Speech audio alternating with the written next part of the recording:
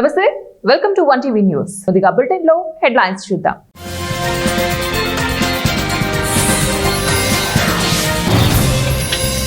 నక్సలైట్లపై కాల్పులు విరమించాం కేంద్ర హోంమంత్రి అమిత్ షా.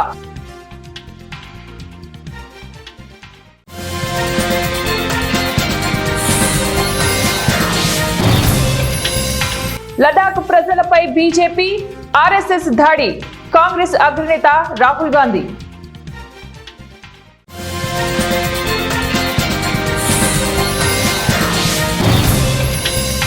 అధికార దుర్వినియోగం, చైనా మాజీ మంత్రికి మరణశిక్ష.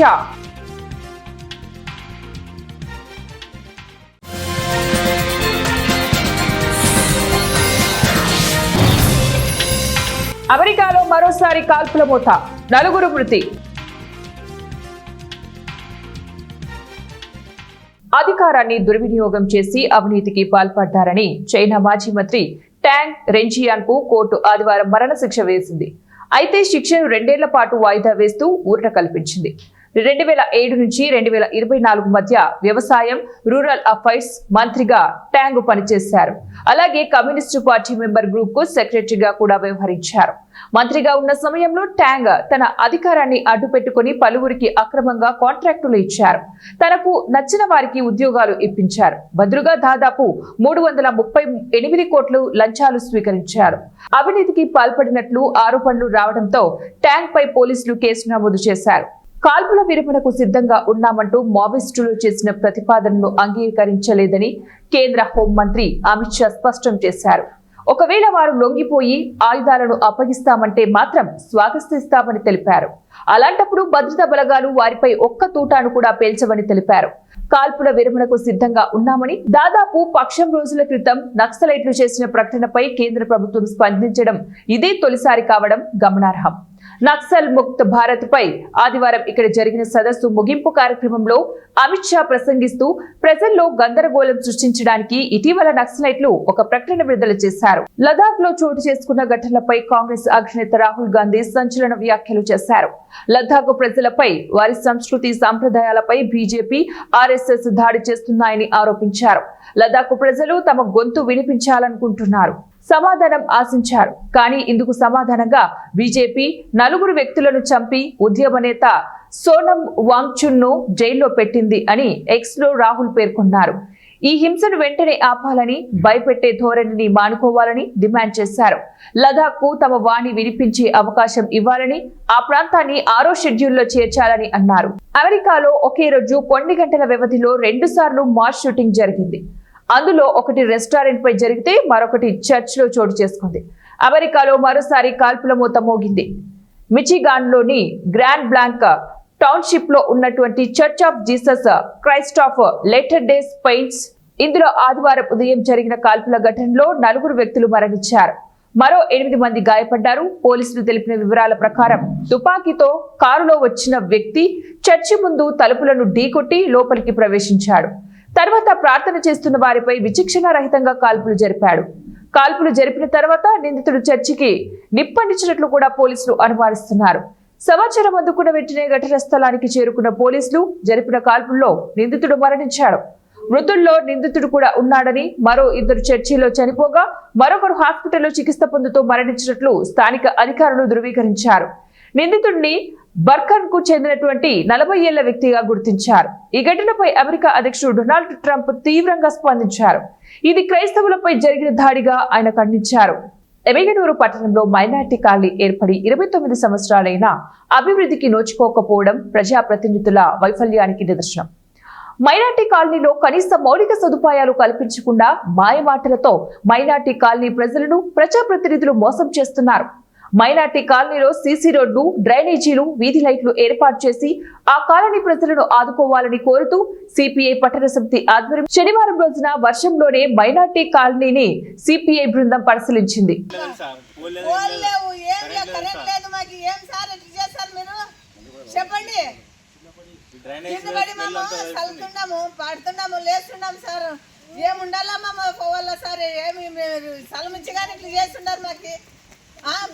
బీదవాళ్ళు ఏమిచ్చి బీదవాళ్ళే కుళాయిలు లేవు, ఏం లేవు, అట్లే సంసారం అట్లే తెచ్చుకొని తాగి మేము అట్లే చేస్తున్నాము. ఈ నేలని అన్నమయ్య జిల్లా సుండిపల్లి మండలంలో సనాతన ధర్మంలో గ్రామ దేవతలకి ప్రత్యేక స్థానం ఉంది. ప్రతి గ్రామానికి రక్షణగా దేవతలు ఉండి కాపు కాస్తారని భక్తుల అపార నమ్మకం. అయితే అన్నమయ్య జిల్లా టి సుండుపల్లిలో గ్రామ దేవతగా ఒక వెలుగు వెలిగి ఎందరో కోరిన కోరికలు తీర్చిన మహాతల్లిగా అనేక మంది ఇలవేల్పుగా ఉన్న సుండుపల్లెమ్మ దీనగాథ వింటే గుండె తరుక్కుపోవాల్సిందే. సుండుపల్లె గ్రామం పేరు కూడా సుండుపల్లెమ్మ అమ్మవారి పేరు మీదనే వచ్చిందని కూడా ఒక నమ్మకం. ఆ అమ్మవారిని ఇలవేల్పుగా కొలిచేవారు నేటికి అనేక మంది ఉన్నారు. అయితే కాలక్రమంలో ముష్కరులు కొందరు అతిశక్తి కలిగిన సుండుపల్లెమ్మ అమ్మవారి విగ్రహాన్ని చోరీ చేయడంతో ఆ ఆలయం ప్రభావం కోల్పోయింది.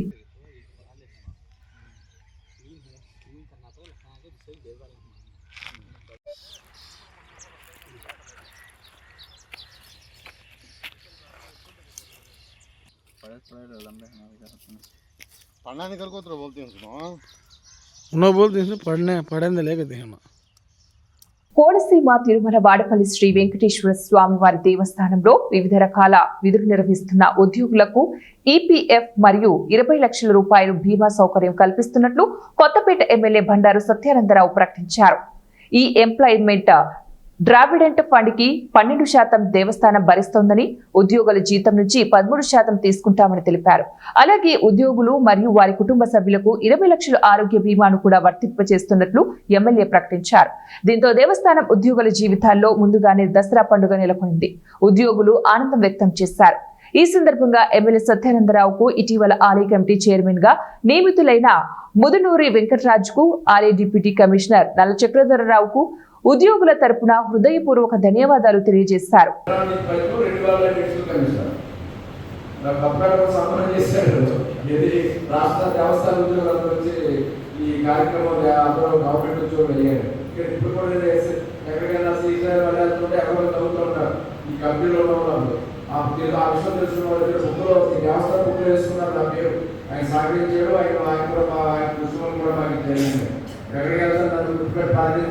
వల్ల మా ఉద్యోగం కాబట్టి చెప్తుంటే నాకు కూడా ఆనందం వేసేది. శ్రీశైలం వాళ్ళంటే పెద్ద టెంపుల్ కదా, మీరు మంచి పని చేస్తారు, ఎప్పటికీ పోవాలి. అలాగే మన దేవస్థానంలో కూడా పిఎఫ్ అందరికీ 234 మందికి పిఎఫ్ కల్పించడం చిన్న విషయం కాదు. హెల్త్ ఇన్సూరెన్స్ 20 లక్షల రూపాయలకి హెల్త్ ఇన్సూరెన్స్ కల్పిస్తున్నారు, పిఎఫ్ కల్పిస్తున్నారు. మీరు కూడా కష్టపడుతున్నారు, దేవస్థానం అభివృద్ధి చెందుతుంది.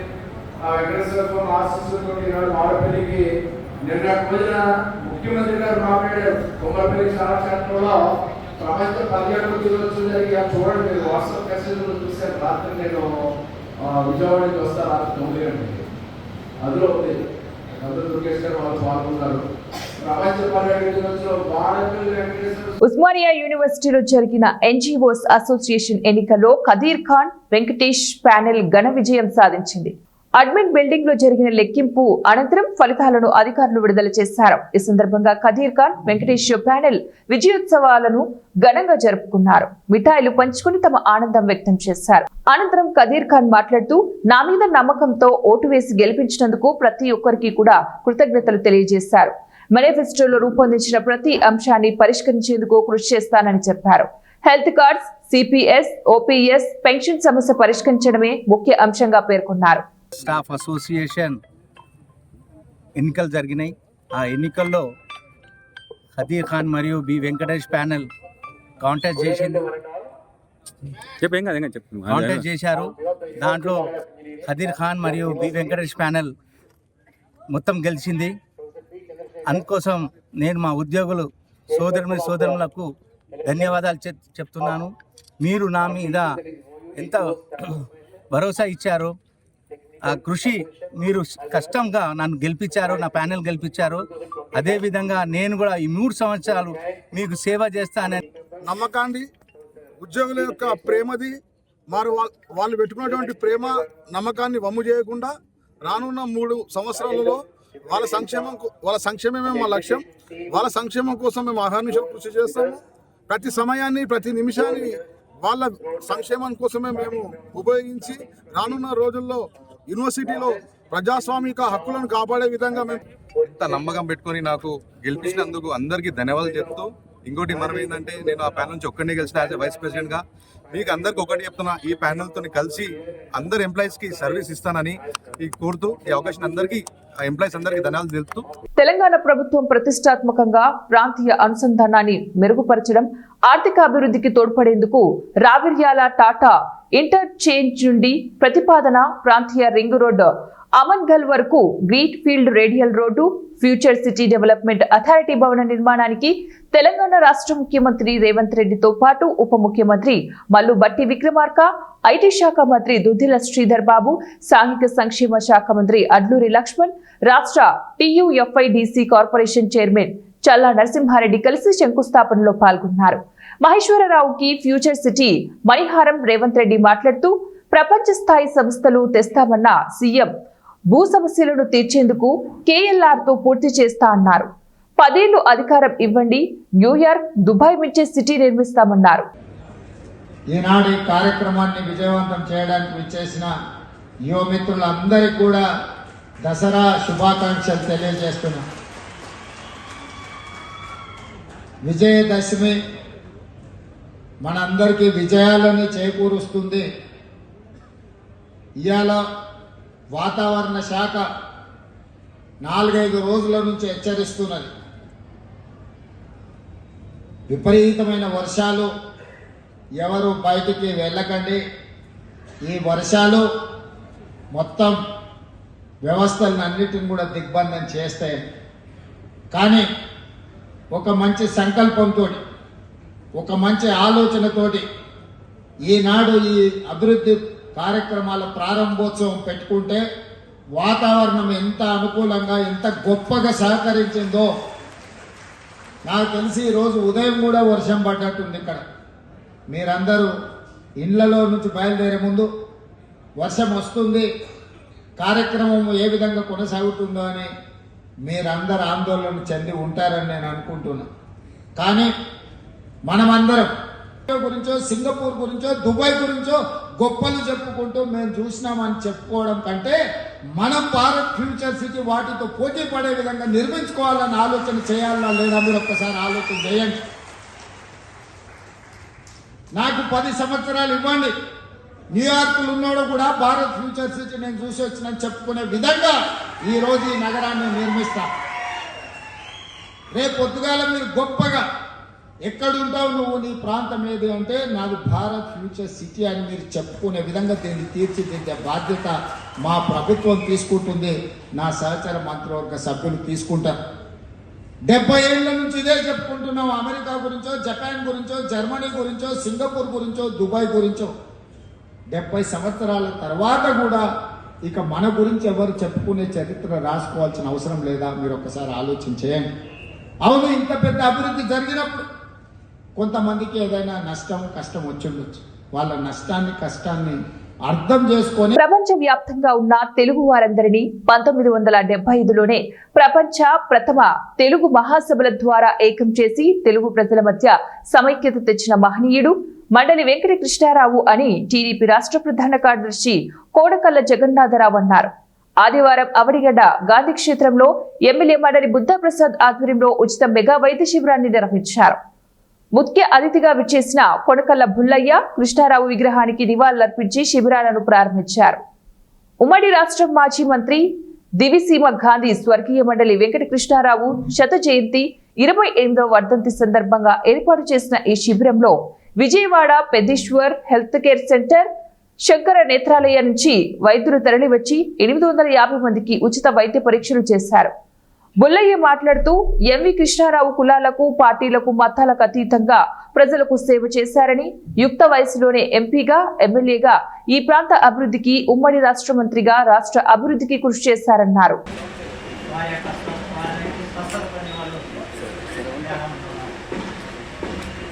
చెప్పాలంటే మన కార్పొరేట్ వైద్యవంతులను దోపిడీ వైద్యంగా తయారు సందర్భంలో పేద వర్గాలకు అందుబాటులో వైద్యాన్ని తీసుకొచ్చిన ఘనత మాత్రం డాక్టర్ పెద్దేశ్వర గారు అని చెప్పి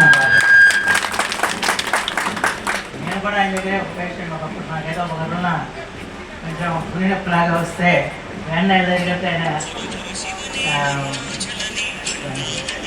ఏం చెప్పాను చేస్తే ఏం లేదండి ఎక్కువ గట్టిగా ఉందని చెప్పి పంపించాను.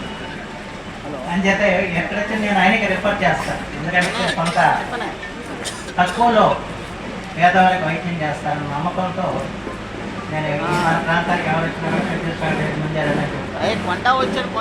ఆ రకంగా పేదవాళ్ళకి ప్రత్యేకించి గుండె సంబంధ వ్యాధులు చాలా పెద్ద ఎత్తున వస్తుంది. అలాంటి సందర్భంలో వాళ్ళ ఒక గొప్ప తరువుగా ఉన్నారంటే ఎటువంటి సందేహం లేదని చెప్పి మాత్రం మనం ఈ రోజున ఈ వైద్య శిబిరం వారు నిర్వహించడం దాని పెద్ద ఎత్తున వాళ్ళ ప్రయత్నాలు రావటం చాలా సంతోషం. ఎందుకంటే ఇవాళ కరోనా తర్వాత చాలా ఇబ్బందికర పరిస్థితులు వాళ్ళ ఆరోగ్యంగా ప్రతి ఒక్కరికి దాంట్లో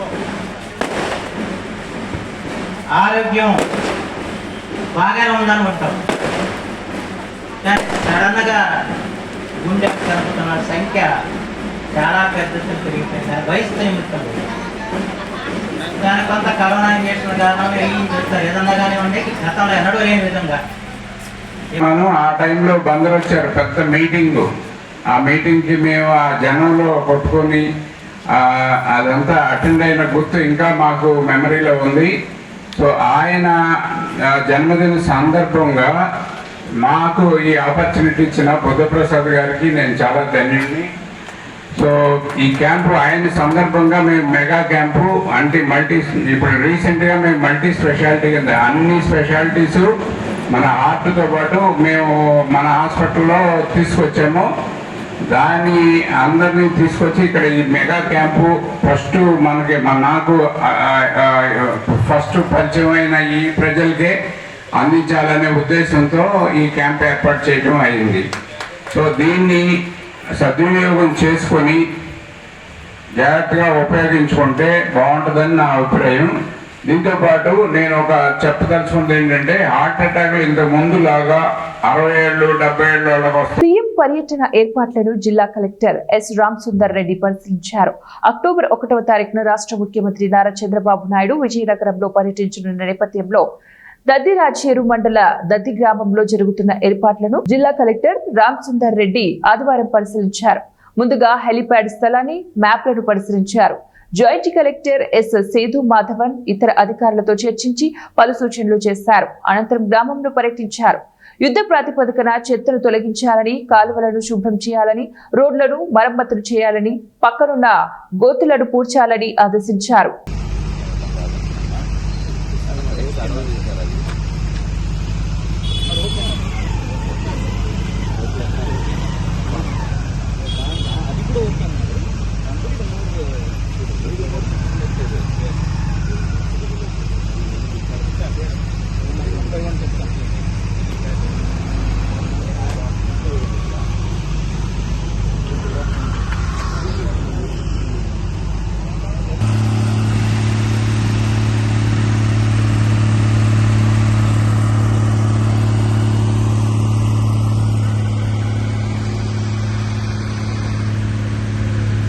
విజయనగరం జిల్లా గజపతి నగరం వైసీపీ కార్యాలయంలో కార్యకర్తల కోసం డిజిటల్ యాప్ గోడ పత్రికను మాజీ ఎమ్మెల్యే బొత్స అప్పల నర్సయ్య ఆదివారం విడుదల చేశారు.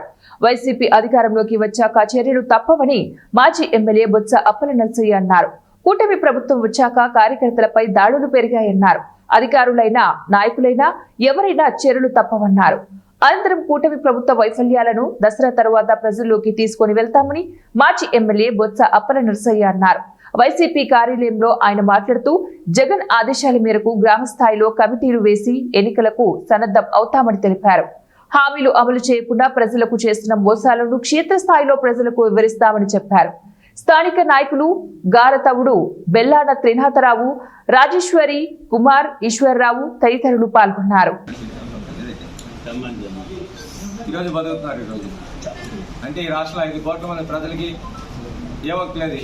ఆవిడేమో చెప్పారు వికలాంగులకి ఏ విధంగా పెన్షన్ తీసుకుంటారో, ఏ విధంగా రోడ్లు ఎక్కించారో, పాపం నానా కష్టాలు అడ్డారు. మళ్ళీ పెన్షన్లు ఇచ్చే కార్యక్రమం చేశారు. వాళ్ళందరూ గొడవ పెట్టబట్టి ఏంటిది ఈరోజేమో ఏదైనా ఒక ముఖ్యమంత్రి అన్నాడు ఒక కొత్త కార్యక్రమం చేస్తే ప్రజల్లోకి వచ్చి దాన్ని ఓపెన్ చేస్తే సంతోషిస్తాం. కానీ 10 నెలల పెన్షన్లకేమో ప్రతి గ్రామానికి వెళ్ళిపోతున్నది. ఎంత ఖర్చు అవుతుంది? ఈరోజు ఏమో మెడికల్ కాలేజ్ డబ్బులు లేవని చెప్పేసి పీపీపీ అమౌంట్లోకి ఇచ్చేస్తున్నారు. ఈరోజు ఏమో ఆ యోగాకి ఇచ్చిన డబ్బు కానీ నువ్వు చేసిన ఖర్చుకి కానీ పెడితే ఈ మెడికల్ కాలేజ్ తయారైపోతాయి. నేను మా ముఖ్యమంత్రి అలా చేయలేదే అధికారులు ఉన్నప్పుడు. ఏదైనా ప్రజలకి డబ్బులు ఇవ్వాలంటే ఆఫీసులో కూర్చొని బట్టలు నొక్కి అక్కడ కూడా రూపాయి డబ్బులు వేస్ట్ అవ్వకుండా కార్యక్రమం నడిపించారు ఆయన. ఎందుకంటే ప్రజాధనాన్ని దునియా ఎక్కడ కూడా మేము రూపాయి కూడా చేయలే మేము అధికారులు ఉన్నప్పుడు. కానీ ఈరోజు ప్రజాధనాన్ని నీ తాలూకు ఆర్భాటాల కోసం, నీ హక్కుల కోసం, నీ పార్టీ ప్రచారం కోసం ఈరోజు ఖర్చు పెడుతున్నారు. ఈరోజు కానీ ప్రజలు ఆరోగ్యంగా ఉండాలని మెడికల్ కాలేజీలేమో ప్రైవేట్గా దారదత్తం తెలిసి పప్పం పౌరుకున్న పరిస్థితి. ఎప్పుడు కూడా చంద్రబాబు ఎప్పుడు అధికారంలోకి వచ్చినా సరే ఇండస్ట్రీస్ని ఏమో ప్రైవేట్ పరం చేయడం, కాలేజీలు ప్రైవేట్ పరం చేయడం. ఒక కాలేజీ కూడా ఆయన ముఖ్యమంత్రి కట్టే పరిస్థితి లేదు.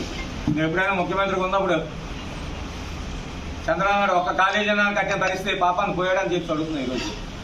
కానీ కనీసం ఈ రోజుకి దాని మీద ఈరోజు అయితే లెక్కలేనన్ని దౌర్జన్యాలు ఈరోజు దత్తుగా జరుగుతున్నాయి ఈ రాష్ట్రంలో.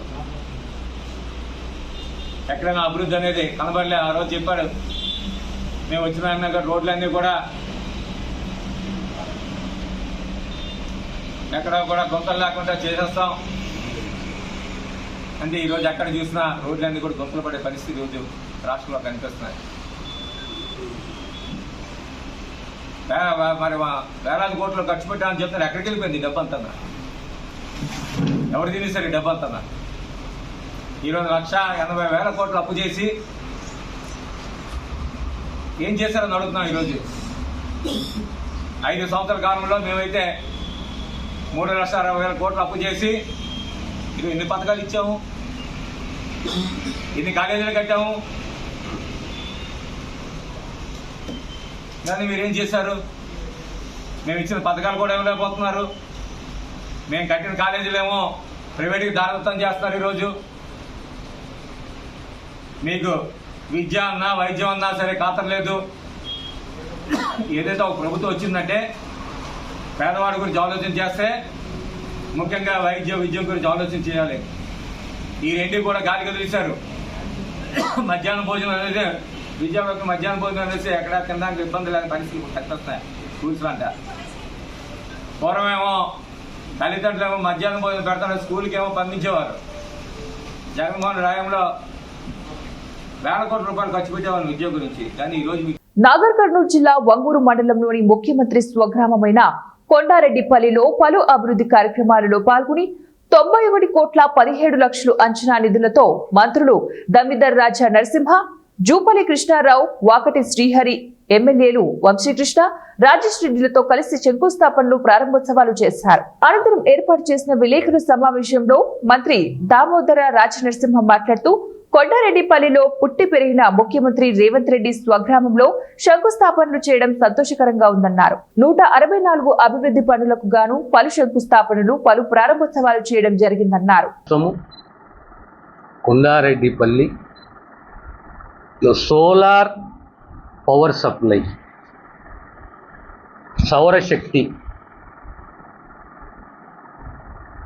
సౌరశక్తి ద్వారా ప్రతి కుటుంబానికి, ప్రతి ఇంటికి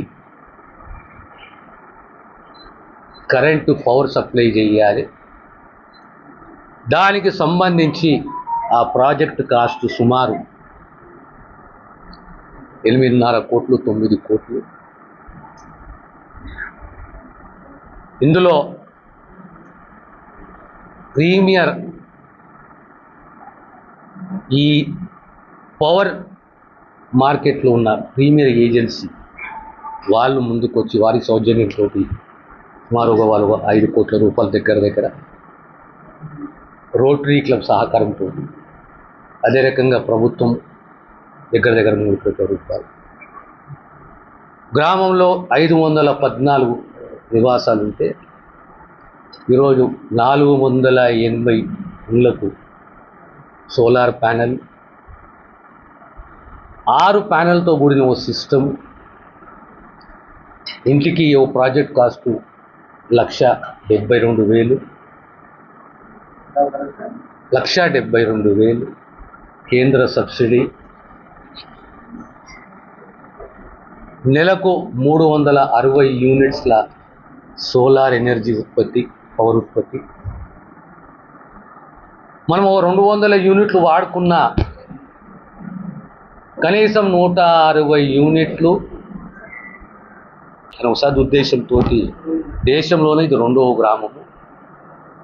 రేపొద్దున ఈ గ్రామం యొక్క నడవడిక, అభివృద్ధి ఇతర గ్రామాలపైన, ఇతర జిల్లాలపైన ఖచ్చితంగా ప్రభావితం. కడప జిల్లా బద్వేలు పట్టణంలోని శ్రీ వాసవి కనికా పరమేశ్వరి దేవస్థానం నందు శ్రీ వాసవి దసరా నవరాత్రుల ఉత్సవాల సందర్భంగా 7వ రోజు జగన్మోహిని అలంకారంలో అమ్మవారు భక్తులకు దర్శనమిచ్చారు. ఆర్యవేశ్య వర్తక సంఘం కొండపల్లి చిన్న సుబ్బారావు, సెక్రటరీ ఊరిమి శ్రీనివాసులు మరియు ఆలయ కమిటీ సభ్యులు మరియు యోజన సంఘం మరియు మహిళా మండలి వారు ఆధ్వర్యంలో తోటోత్సవం ఘనంగా నిర్వహించారు.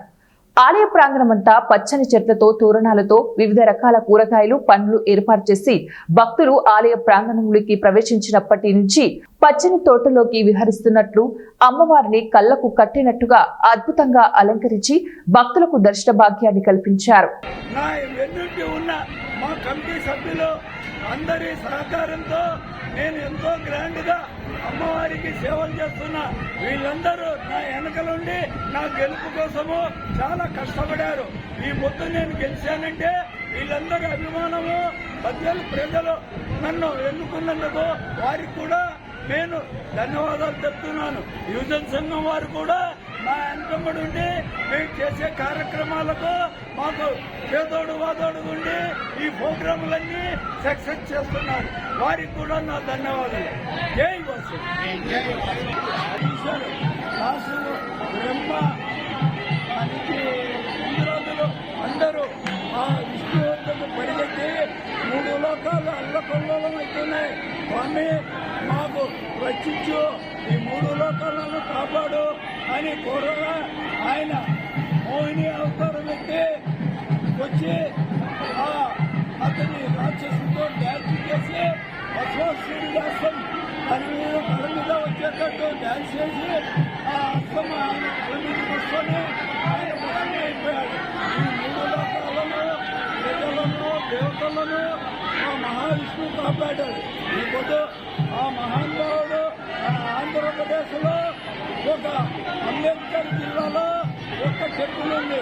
అది ఏది మోహిని దేవి అలంకారంతో విష్ణు మహానుభావుడు. శ్రీశైలం మహాక్షేత్రంలో దసరా మహోత్సవాలు సంబరాలు అంబరాన్నంటాయి. 7వ రోజు శ్రీ భ్రమరాంబికాదేవి అమ్మవారు కళారాత్రి అలంకారంలో భక్తులకు దర్శనమిచ్చారు. ముందుగా అమ్మవారు ఆలయ ప్రాంగణంలో ఏర్పాటు చేసిన ప్రత్యేక వేదికపై కళారాత్రి అలంకారంలో ఉన్న అమ్మవారికి పలు రకాల పూలతో అలంకరించి బిల్వదళాలతో శాస్త్రోక్తంగా అర్చకులు, వేద పండితులు వేద మంత్రాలతో, మంగళ వాయిద్యాల నడుమ సుగంధ ద్రవ్యాలతో, ధూపదీప నైవేద్యాలతో పూజించి మంగళహారతులు ఇచ్చారు.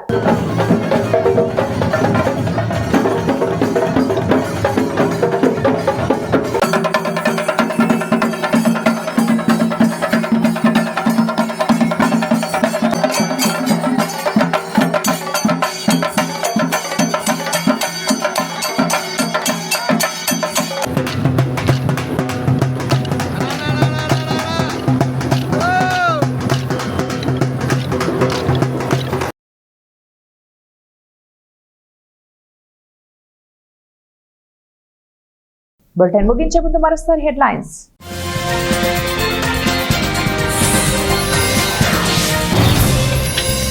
నక్సలైట్లపై కాల్పులు విరమించాం, కేంద్ర హోంమంత్రి అమిత్ షా.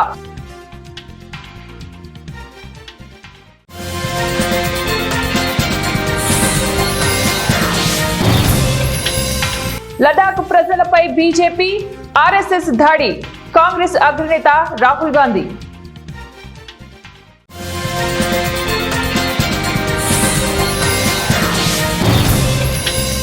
అధికార దుర్వినియోగం, చైనా మాజీ మంత్రికి మరణశిక్ష.